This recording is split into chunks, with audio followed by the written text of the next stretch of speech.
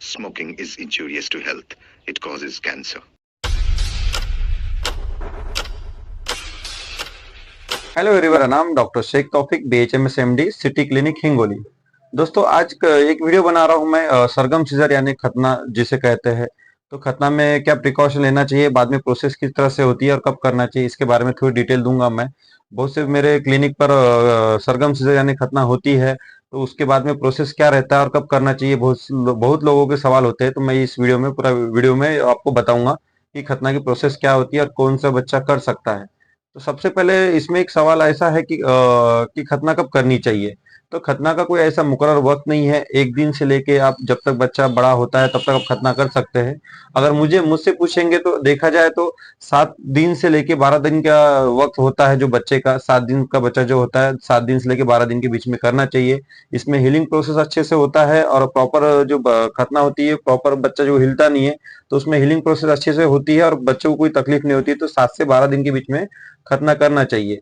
अब उसमें कैप की खतना होती है। कैप की खतना में बच्चा बच्चा जो होता है, ज्यादा इधर उधर चला भी गया या थोड़ा खेल भी रहा है तो उसको तकलीफ नहीं होती, तो ज्यादातर कैप की खतना करनी चाहिए।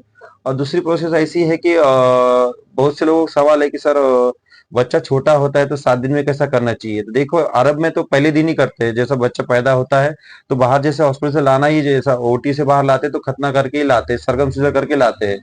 तो ऐसा कुछ नहीं है, खतना आप कर सकते हैं पहले दिन भी, 5वें दिन भी, 7वें दिन भी, या 1 साल 2 साल बाद में भी। मगर जितना जल्दी कर ले उतना अच्छा होता है। तो सही टाइम होता है 7 दिन से लेके 12 दिन के बीच में। अगर खतना हो जाए, सरगम सीजर हो जाए, तो हमने क्या करना चाहिए। सबसे पहले ये प्रोसीजर होने के बाद में जो डॉक्टर समझाते हैं कि खतना होने के बाद में कुछ दवाएं देते हैं आपको और कुछ प्रिकॉशन बताते हैं, उसको अच्छे से सुनना है। और जो 5 से 7 दिन के बीच में या 10 दिन के बीच में जो कैप की खतना होती है, तो वो हील होती है और कैप गिर जाती है। तो इसमें जो डॉक्टर बताते हैं तो वो हिसाब से ही दवा लेना है, आपने खुद से कोई दवा नहीं लेना है। जैसा फॉर एग्जाम्पल कोई डायपर पहना लेता है, डायपर नहीं पहनाना है। दूसरी बात, कोई तेल वगैरह उस पर यूज कर सकते हैं तो वो तेल वगैरह उस पर यूज नहीं करना है। डॉक्टर ने जिस हिसाब से वो एक बिटाडिन वगैरह या हाइड्रोजन देते हैं, जैसा पहला दिन आज खतना का हो गया तो 48 घंटे बाद में डॉक्टर कहते हैं कि सुबह शाम गुनगुने पानी में बिठाना है। कोई डॉक्टर कहते हैं हाइड्रोजन में बिठा दो, 10 ml हाइड्रोजन लीजिए, उस पानी के अंदर डालिए, एक बकेट के अंदर, उसमें बच्चे को बिठाइए। कोई डॉक्टर कहते हैं कि बिटाडिन सॉल्यूशन होता है जो पानी जैसा होता है, वो 10 ml डालिए एक बकेट पानी के अंदर, उसमें सुबह शाम बिठाइए। ये प्रोसीजर होती है, तो इसको बराबर फॉलो करना है। और बच्चे को सुबह शाम एक कॉटन लेना है। पहले तो ग्लोव्स पहनिए, हाइजीनिक रखिए अपने हर चीज को।